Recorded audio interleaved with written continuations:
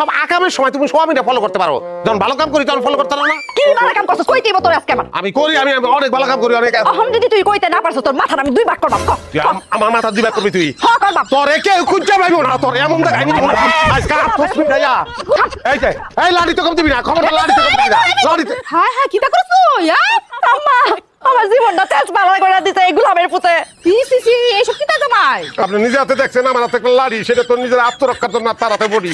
আপনি বুঝতে পারছেন না? এ গোলামের পুতে একদম দম করবি না। দেখছেন স্বামীরে গোলামের ফুট কয়, স্বামী আমি বলে গোলাম।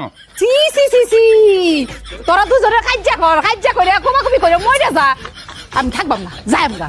আমার কটা দিন তা হইন, আপনি থাকলে যদি একটু শান্তিতে থাকতে পারি। দেখো স্যার গোলামের পুতে কথা ওই যে দেখেন আবার গোলাম কয়। রেসিপি আম্মা আমরা তা হইন, আমি বাজারে যাই, গুঁড়ো মাছ আনবো, দুইজন মিলে কুটলেন। তুই যদি আজকে গুড়া মাছ আনস একটা শেষ করে দিলাম।